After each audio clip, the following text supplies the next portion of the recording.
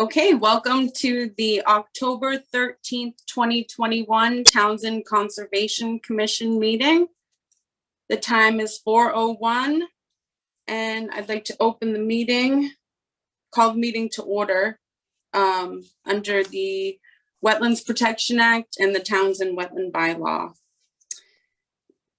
Okay, and we'll do roll call, but I just want to just remind everybody that because this is a virtual meeting, we'll be doing roll call votes. So do not vote until you hear your name. Thank you. Okay. Joan Savoy. Present. Joan Savoy present.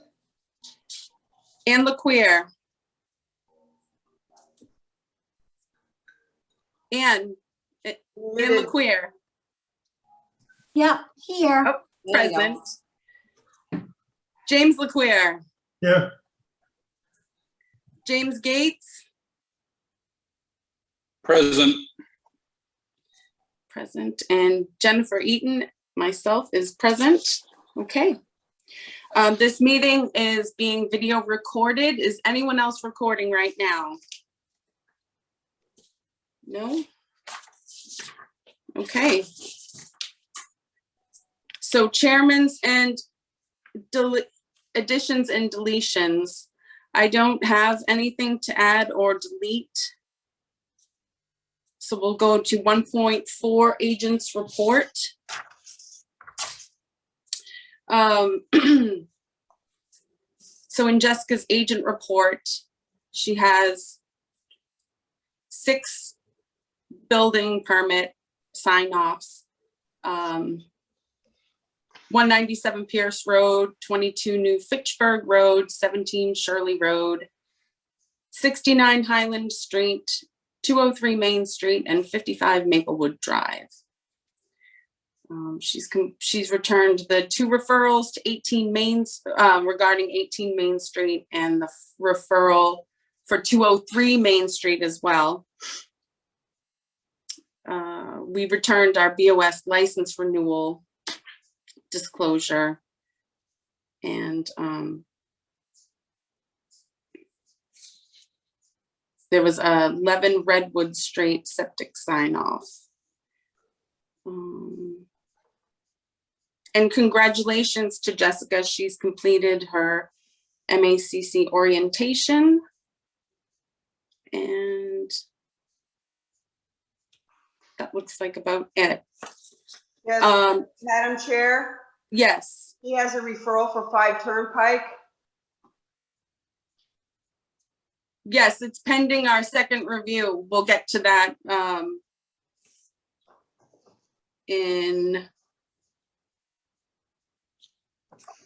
wait, she has 5 Turnpike. 3.1, we'll talk about that. But it's pending our second review. They would like another referral. Chair's report.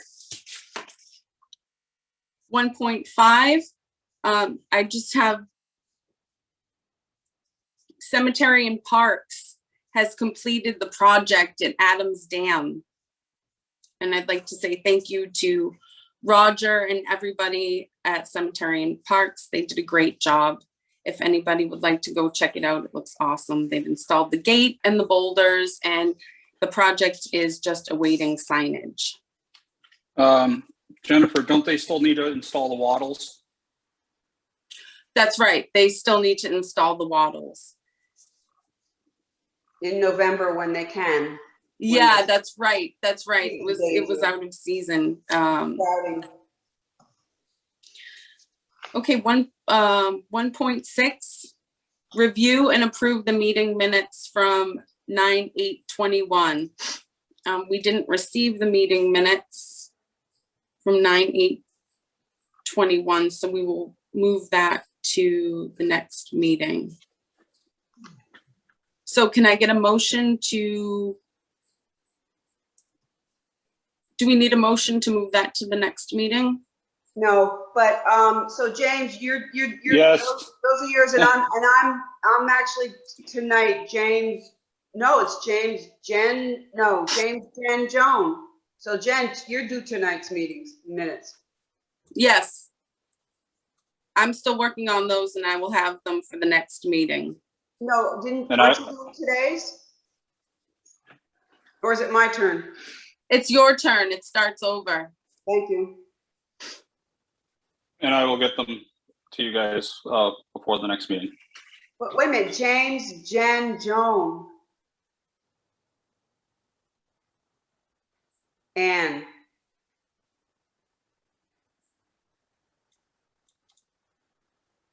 Am I Isn't wrong? that how it went last time? Yeah, but so if James did 9/8, oh, wait a minute, I'm sorry. So who did, the 9, the ones from 9, the second meeting in September are yours on tonight. Thank you. Don't mind me.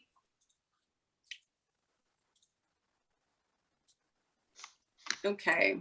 Madam Chair, unfortunately, I will not be able to do minutes for a while as I am going to be limited use for my left arm as I just had my shoulder replaced. So I'll have to be taken off that rotation. Okay. Wow.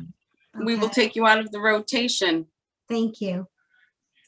We understand, Anne, and we hope you heal quickly. Yes, exactly. And we have looks like we might have a admin coming in soon anyway, so none of us will have to do the minutes.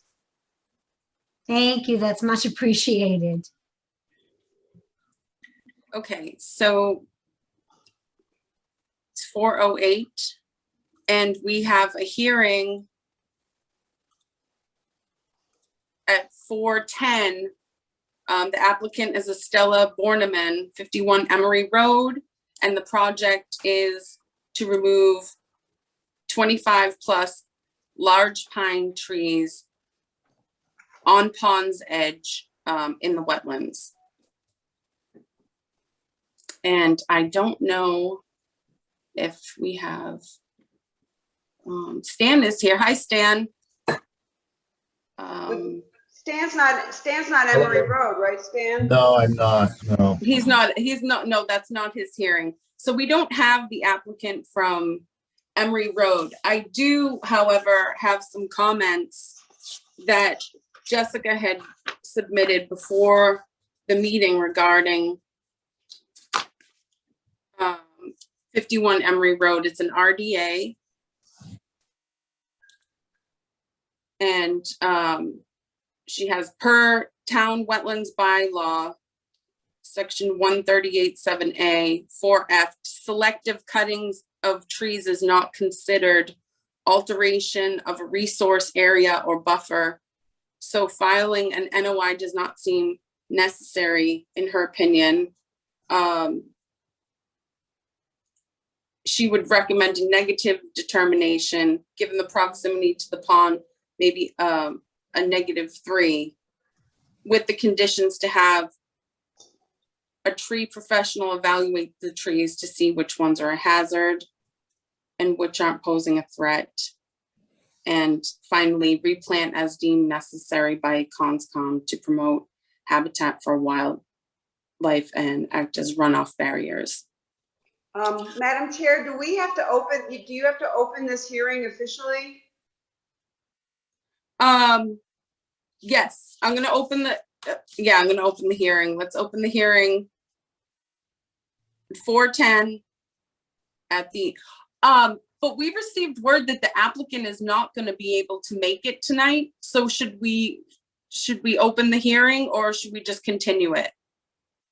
We should open the hearing and make the determination, and then we can relay it to her. Okay, At Yeah, least that's my opinion. the applicant's son, Al, he was okay talking about Okay. it. That's him. okay, great. He told me that this morning. So can I get a motion to open the hearing at 4:10? Motion to open the hearing at 4:10 for 51 Emery Road. Thank you. And a second? Second. Okay, and we'll do roll call vote. James Leclerc, In favor, aye, yep. Ann Leclerc, Yes. Joan Savoy, Yes. James Gates, Yes. and Jennifer Eaton, yes, unanimous. So we'll open the hearing. And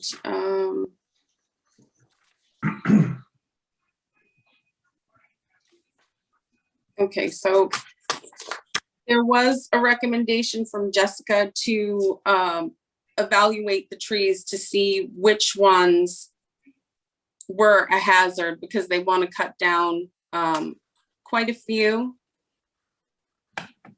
And there's also it'll be necessary to replant to mitigate the trees that have been taken out and removed. So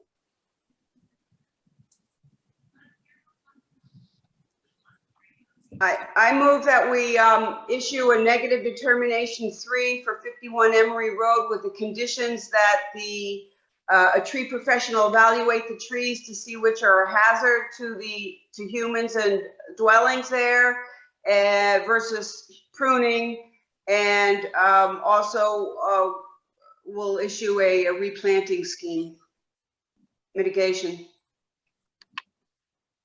Madam Chair, yes, Jim. I'm going to challenge that statement because we can't control Mother Nature, and even the best tree experts in the state of Massachusetts can't determine good, bad, or indifferent when it comes to a major storm. And I have viewed the property. I was there. I've known the property for many years. I had an aunt that lived across the street. It's my opinion that those trees with high water tables such as we have now with no frost, with a heavy wind, possible thunderstorm, that many of those trees can come down by Mother Nature.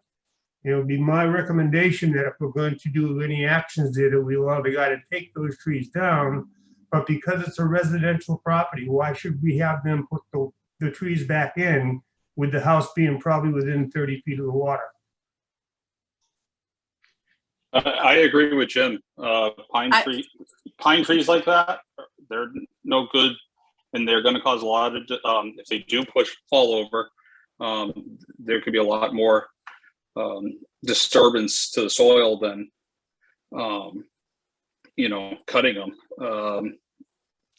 I would suggest finding out from the applicant what he intends to do with the area once the trees are down.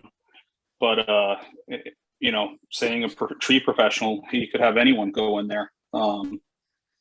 So it's really, they're pine trees, and there's just, with the high water table, like Jim stated, it's not a bad thing that they're going. If I can intervene, Mother Nature takes care of herself in the woods and the swamps and the wetlands and blows these things over naturally so they decompose. But when we're in the confines of a residential area, garage, a house, etc., with the height of those trees, they're not prunable, they're not trimmable, because they've lived their lifetime. So let's give Mother Nature a break and be reasonable with this one and recognize the fact that replanting wouldn't be necessary. Madam Chair, I appreciate what Jim and James said, although I do keep in mind we have a 35-foot no disturb buffer, and there's about 25 or so trees that they wanted to take down, and not all of them would hit the house if they fell down. I'm wondering if our agent can weigh in again, please. I'm here, and my kid is sitting in my lap, so sorry in advance for his murmurs. Yep, say hi. Mine will be home any minute, yelling and screaming. Oh, so don't perfect. worry. They can just take over this meeting then. Yeah, I mean, I was out there today, and I did speak with oh boy, I did speak with the applicant's son. We did observe that a lot of those pine trees have brown or yellowing needles, which is a sign of stress.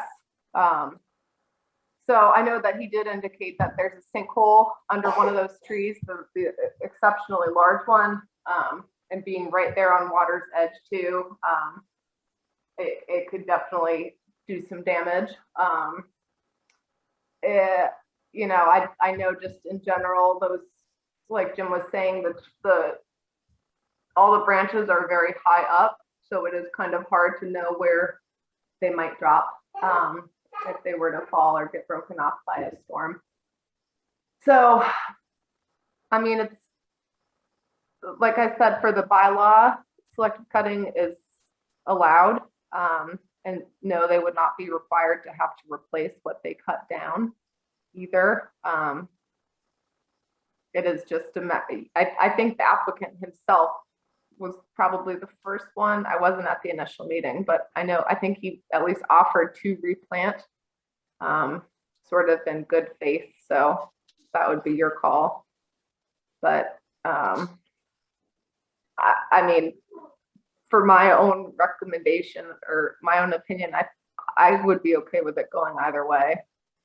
Pines or softwoods, yeah, they're not great. They're not doing anyone any favors really. So, And if there's yellowing of the needles already, or there's Yeah. branches without needles, I guarantee you're going to cut those, and at the base they're going to be hollow. That's correct. mhm. That's You drive by my house and you can see the pine trees that Unitil took down, and they're all a lot of them are hollow at the bottom. Yeah, There are accidents waiting to happen at this time. We got to recall, we got to remember that this is not a new application. This is a pre-existing condition. And we got to act as conservationists to protect the real estate property that's sitting on that parcel, along with somebody getting hurt in that storm and that tree coming down and hitting somebody, a car or whatever. So we got to change the way of thinking on this one.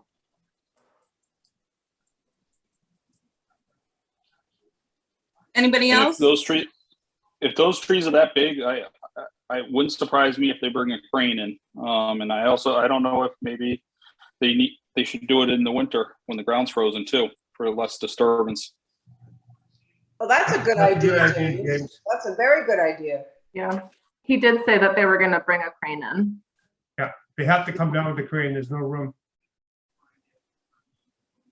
So I Yeah, mean, but most maybe- of those do, unless if you have a clear runway. Yeah. So I think, yeah, frozen ground is good. And then here he comes back, sorry, with it being so close to the water's edge, maybe putting some sort of like padding, or I don't actually know what it's called, but that like drill matting that people use to put rigs on in wetlands. And that's even if they have to get that close, Yeah. because they'll probably sit in the road or some hard ground, stable ground, and lift them right up over the house, or however means they're going to do it, and feed them through the chipper. Oh, no, they can't, you can't reach them from the road there, James. They'd have to go right on the lawn and behind the house. Yeah, they got to do it out of the driveway. Right. Well, The trees are about 150 feet off the road. Yeah. Yeah, maybe, I don't know, 8 or so of them are right on the water's edge within 4 or 5 feet.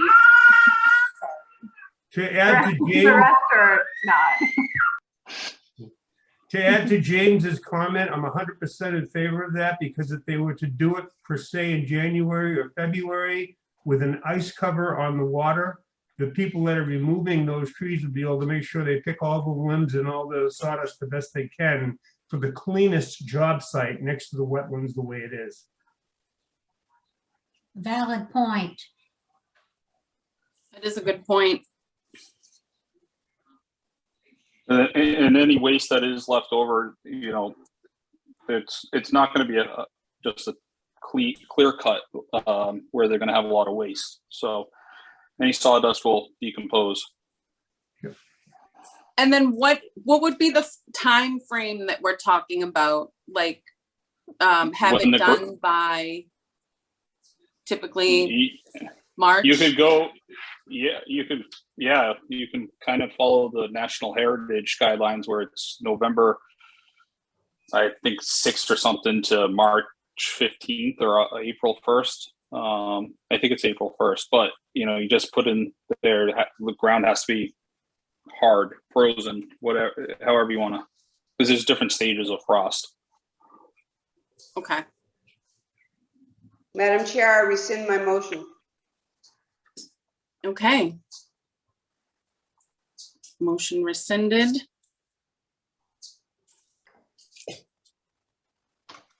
So does anybody want to make a new motion? Madam Chair, can we just continue this until the homeowner is present at a meeting and we can have a conversation in front of them so we know what we're doing directly? I'm in favor of that. I second that. Okay, Jessica, does that sound like something they would enjoy? Or were they The homeowner okay? would, the homeowner would want to be involved in this so we can have a discussion with the homeowner present, so we can make an actual determination. To try to make a determination right now without putting that knowledge in front of them so they're aware of the fact of what they're going through, I don't think would be appropriate. Mhm. I agree. Okay, Yeah, I think continuing. so motion to continue, and we have a second. Okay, so Joan Savoy, are you in favor of continuing? Yes, James Gates, Yes. Jim LaQueer, Yes, Ann LaQueer, Yes, and I, Jennifer Eaton, I'm in favor of continuing, so that was unanimous. So we will continue this till our next meeting on the 27th. on the 27th, so we'll give them a heads up. Okay, great. I will contact him on Friday. Oh, thank you. So we could probably say 7:10 PM, Jessica.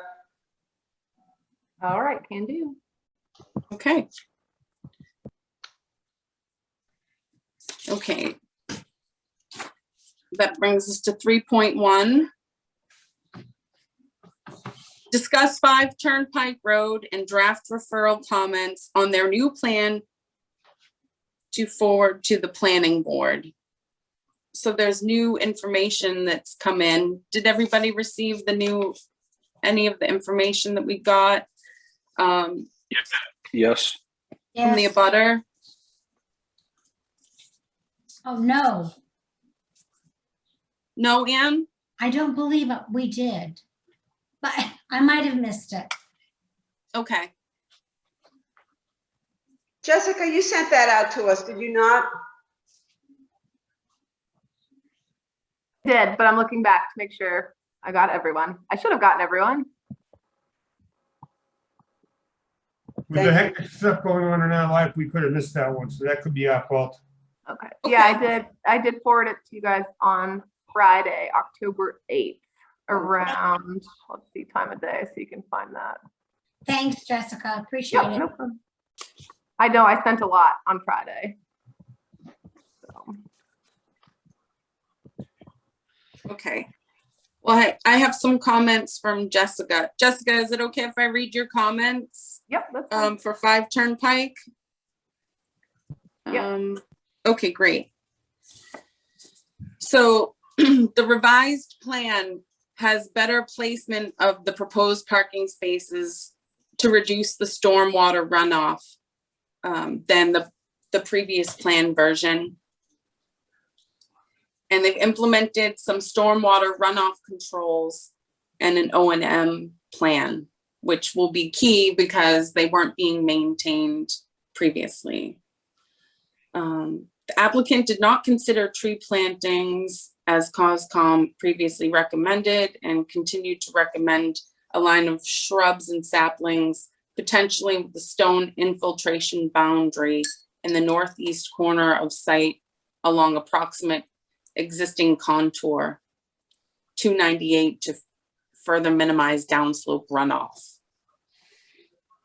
And we have been unable to find any information regarding any past conservation involvement with this.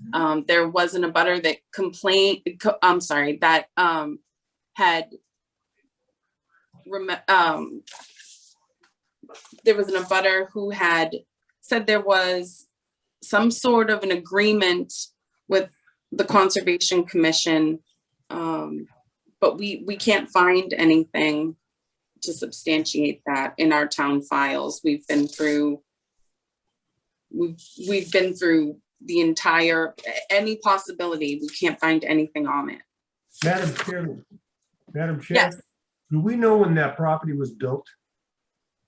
What year was it built? Was it built in the same, like the ones on Route 13, the one that burned down? They were built back in the 60s. So if it's that vintage as far as how old it was being built, we probably didn't have a conservation commission in effect at the time. I can't say for certain, but I believe that the abutter claims that it was made about 15 years ago, the agreement. Yeah, it was a complaint, I think early 2000s.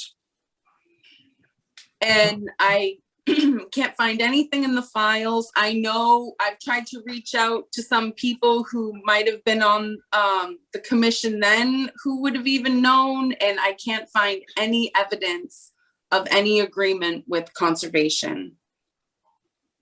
Madam Chairman, has anybody gone to the abutter that has filed a complaint to see if there's a copy of anything in writing from him or her? He's on, Jim, he's on the call and there isn't, and we've even checked with the trustees. Nobody knows anything about it. If there's nothing in writing that we can prove, and there's nothing coming out of the woodwork, then we got to carry on and govern ourselves accordingly on a new determination for that. Jennifer, Madam Chair, Mr. Flynn has his hand up. Oh. Let's see. Hi, can you hear me? Yes, go ahead. Hi, Mr. Hi. Flynn. How are you? Good, how are you? Good, thank you. So the original complaint with the Conservation Commission was in 2003, and 2003. I don't have the original complaint.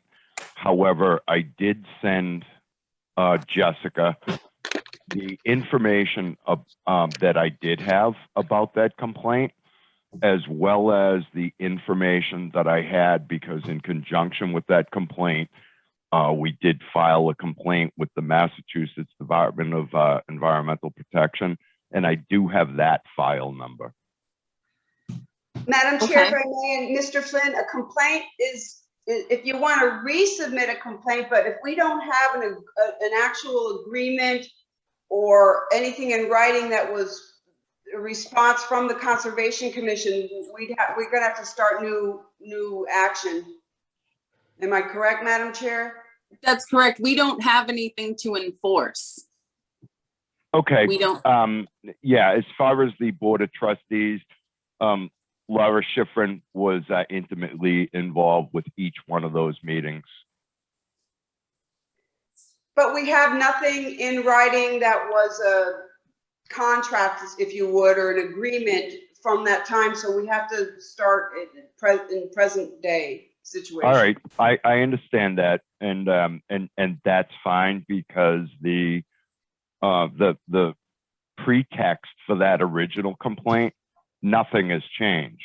So any additional work that's done in that area should still come under the regulation for stormwater management and primary source of discharge in an area of critical environmental concern, as far as I'm concerned. But that's me. So even if we said none of that ever took place, I positionally, I don't think that changes my argument. I understand that, but right now we don't have a document or an agreement or anything that would help us help you, unfortunately. Madam Chair, we do have the agent's recommendation. We do have the agent's recommendation. Right, and I think we should vote on that. We have a time constraint today. That's what my concern is. Have you had the ability to review the photographs that I sent you of the area and what happens during storms? Yes, we have a recommendation from the conservation agent, Mr. Flynn. Okay. Because I will say that because our bylaws, I believe, show indicate for stormwater to really be seriously considered when it's over an acre of disturbance. So that's what's difficult to really try to implement more controls in this situation, since per the bylaw, we're not really required to be doing so much. But in good faith, the applicant has gone back to reconfigure the layout for the new parking spaces that does get it much further away from the back of, from the area where the water is headed. And then there are several new stormwater flow controls that are also proposed on that plan as well. So that I do think is in, as much as they can be doing right now, they are doing it. Yeah, the Cape Cod berm will help a lot. Getting the water into the ground is key, and having the the oil and debris trap will be helpful in preventing from the catch basins from clogging up. And again, the Cape Cod berm will prevent the water from leaving essentially the asphalt, and it will be focused into the catch basins so that it can infiltrate.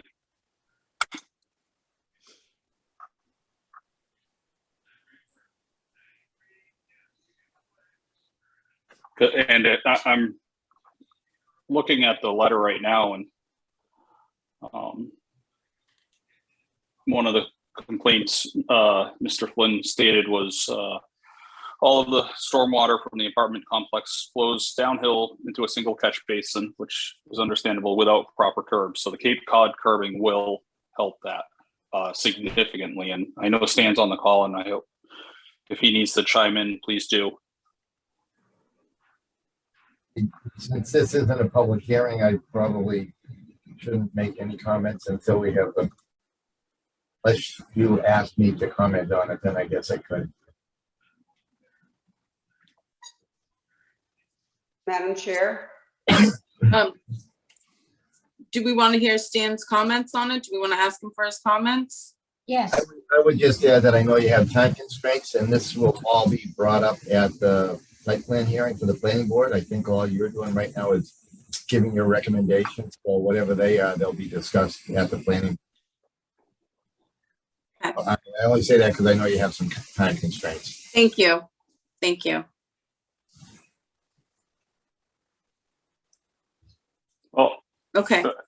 I agree with the changes that were made. I think it will help, and I think it will significantly mitigate Mr. Flynn's complaints in the 100-year storm scenarios.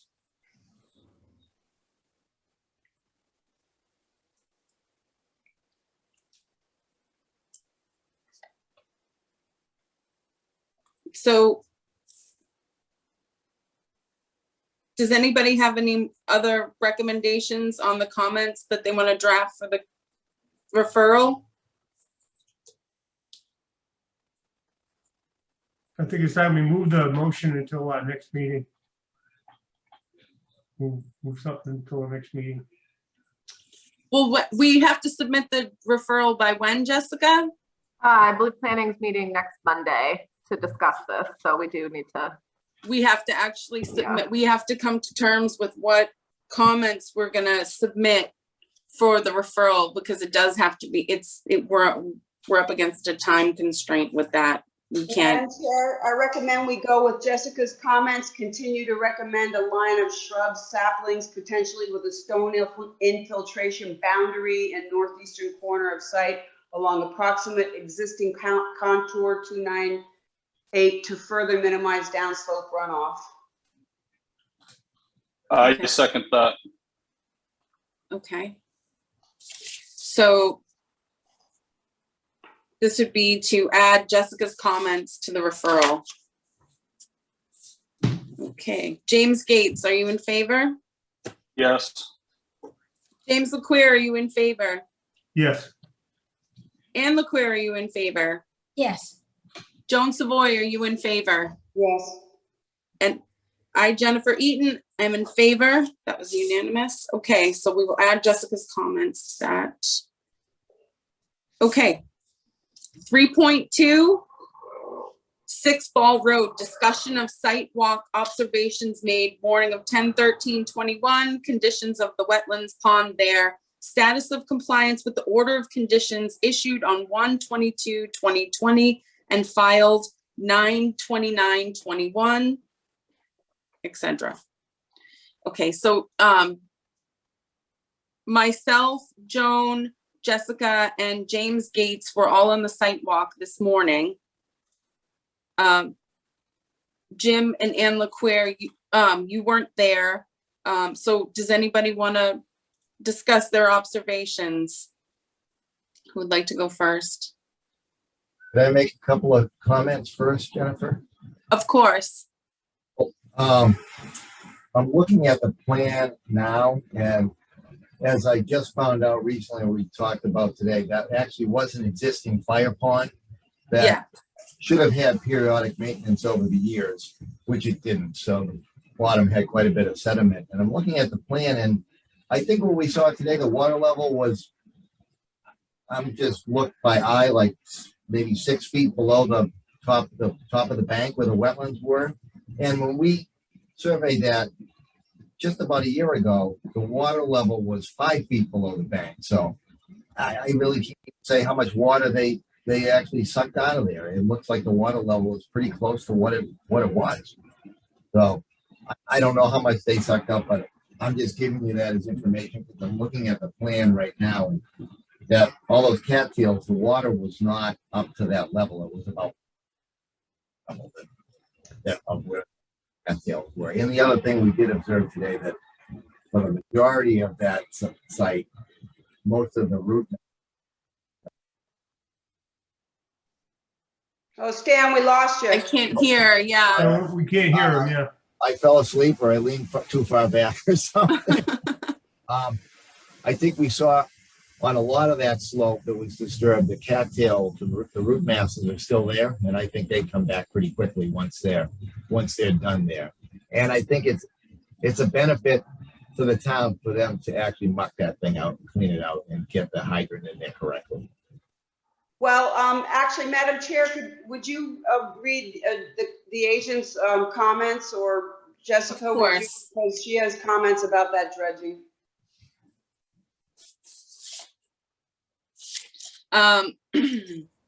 Per town wetlands bylaw, section 137A, 4A, dredging of soil is considered an alteration.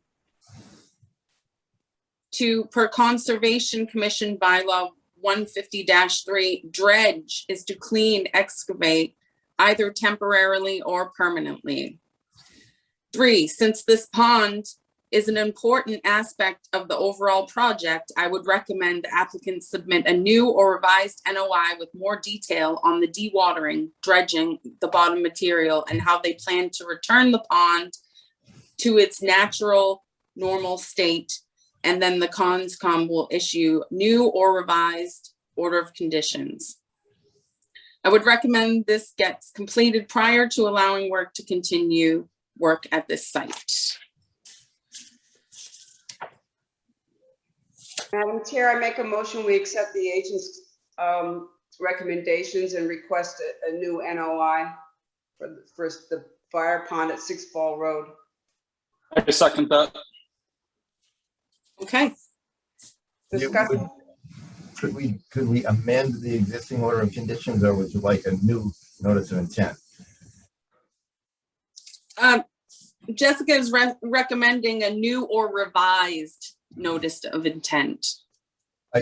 My only concern with that, and I don't really have an issue doing it, is that we're now getting into the time of year that if everything freezes and the ground freezes, that could stay the way it is until next spring sometime. Okay, that's a good point. Jessica, what's your? We'll expedite this as quickly as we can.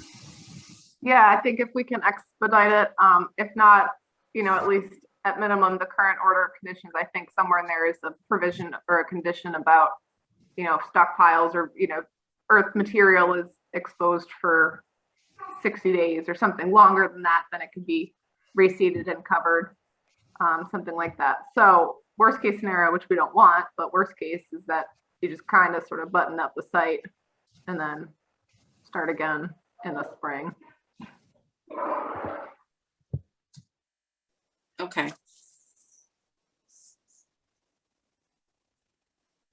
But I don't know if there's another way to submit NOI supplemental material without having to without having to like open a brand new hearing and do a public notice and everything. I don't know if there's sort of an abridged version of that we could do instead to help fast track this. I think it's, if with any new filing, the only way that I know that we can do it, you can do it with an RDA and instruct them to do the plan the way it was originally proposed, and as part of that RDA. Can't hear you. Sorry, I say the only way that I know to not drag it out would be to do an RDA, and as part of the RDA, they're instructed to do the plan the way it was originally proposed and restore the areas that were disturbed. But I'm not sure that ultimately gets to the finish line that we're looking for. I think it would be best to clean it and make it a viable fire pond. But I think These fire ponds were put in the late 40s and some of them into early 50s. And these were all for fire control in the town of Townsend and elsewhere across the state of Massachusetts. So I agree with you. That should be brought back to what it was built for fire prevention and maintain water. right. I think that was put in, and I think George Sullivan told me that was put in the 70s. That new, okay, I'm not aware of those being put in there recently. I knew they did them all during career, et cetera. So we will file a new notice of intent as quickly as we can, and things that we talked about, dredging out the bottom of the pond and restoring this.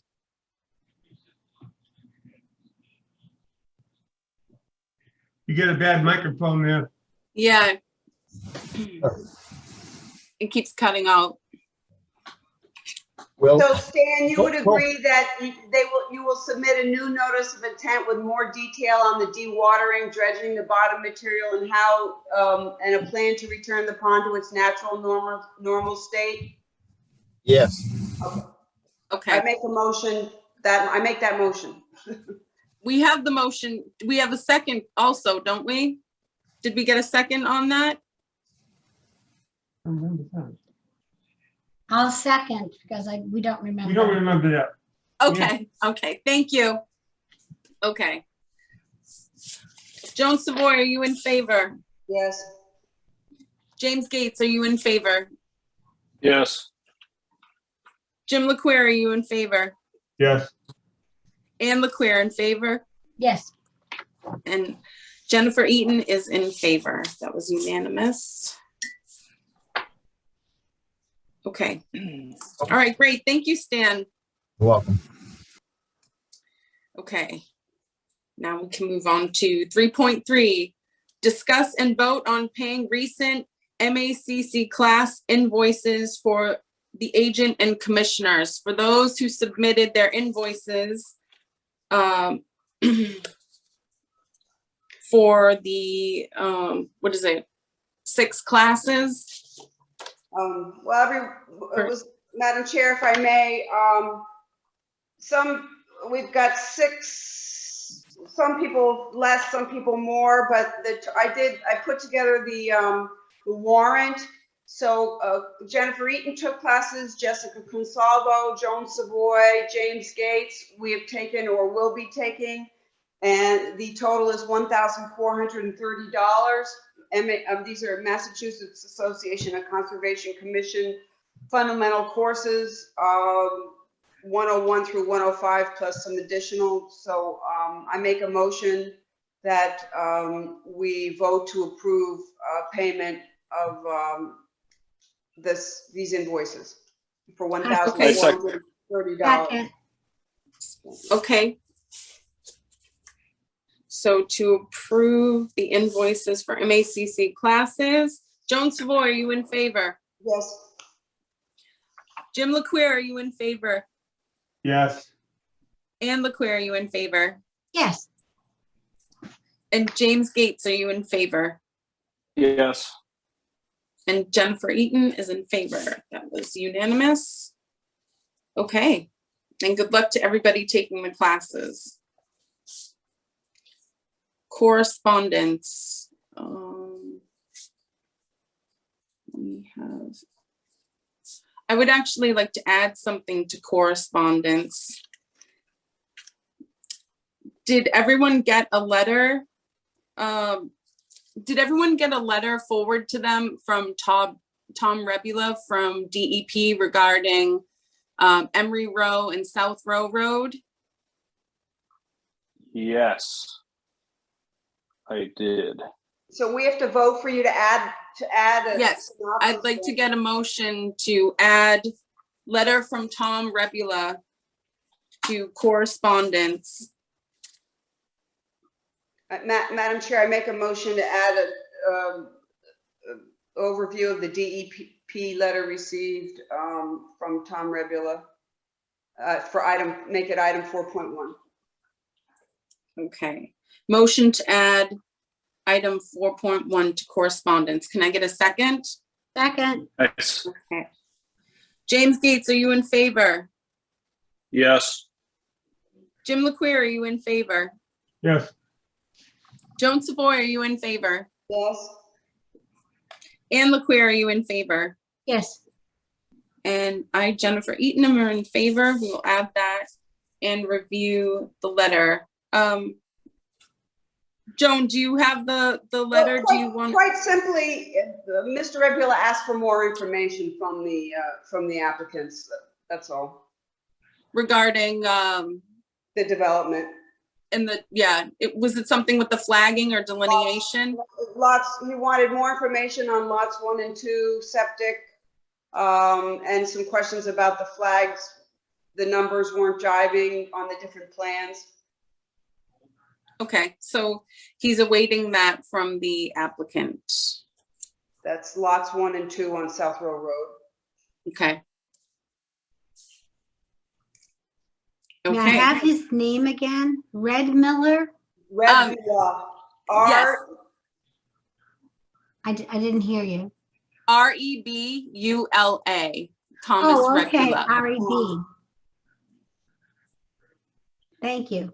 You're very Yeah, he was- welcome. He just wanted to clarify some of the wetland numbering schemes, and then he wanted a copy of the soil borings completed where the leach fields should go close to the house, but they can't go because of the bedrock or something there. Okay. All right. Okay, number 5, we have education and conferences. Congratulations to everybody who recently completed the coursework on the upcoming MACC courses and upcoming MACC courses. So good luck to everybody doing that. And items for discussion at next meeting. So we have changes to our fee schedule, public service announcement on website and TCAM.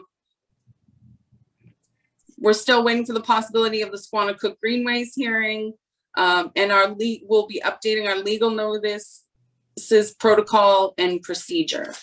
And Madam Chair, we're continuing the hearing for 51 Emery. And we're continuing, yep, it'll be the hearing for 51 Emery. We'll notify the applicant as well. Okay, next meeting, Wednesday, October 27th, 2021 at 7 p.m. It'll likely be virtual. It says BOS Chambers, but I think we're going to be virtual for a little while. The town hall also has implemented their mask policy again. So if we go into the selectmen's chambers, we'll have to mask, and it's very difficult for people to hear, and safety is always a concern. So for now, we'll keep our meetings virtual. Madam Okay. Chair, Yes, Yeah, that works good during the real hard part of the pandemic, but I'm gonna recommend that as quickly as we can get out of this COVID-19, we go back to being live in person, because we need communication with eyes. We need to hear comments. We gotta understand everybody what we're feeling. That's only my suggestion to the commission. I agree. Well, if I may, Madam Chair, based on the Board of Health's report last night that we're at 5.1 infection rate in Townsend, that's pretty high. Yeah, Mhm. but I understand that, Joan, but we also got to look forward to the fact that we're all going through this together, and we're doing the best we can for the taxpayers of Townsend. So it's my opinion that the meetings that are held together, we get more accomplished because we can read everybody's senses. And when we're doing it virtual, it's more difficult to make really good decisions. That's just my opinion. Okay, so we will keep an eye on those numbers and go back to in person as soon And as I'm on it top of is. them all the time myself, because that's the other thing that I do. Okay, perfect. And Okay, Madam Chair, if I can just let everybody know, the reason we met today is because four of us are taking a 6 to 8:30 p.m. MACC class, and next week we all have 3 nights of that, and next Saturday we all have all day of that. So that's why we're here today at 4 o'clock. well, thank you for everybody for changing the schedule, because it's great that we get to take these classes. Yeah, classes are wonderful. Okay, great. Enjoy. All right, so can I get a motion to adjourn? The time is 4:53. Motion to adjourn at 4:53. Seconded. Okay. Ann LaQuere, are you in favor of adjourning? Yes. Joan Savoy, are you in favor? Yes, thanks, TCAM. James Gates, are you in favor of adjourning? Yes. Jim LaQuere, are you in favor of adjourning? Yes. And I, Jennifer Eaton, are in favor of adjourning. So that was And, unanimous. And we'll vote to TCAM adjourn. says they're welcome. You're welcome. Thank We you. will adjourn at 4:53. Thanks, Hartley. Thank you, Ciao. everybody. You are most welcome. And feel better. Thank you so much. Yes, Ann, it was great to see you. Everybody enjoy the classes who's attending. Good to see all of you. Bye-bye. Bye. Bye.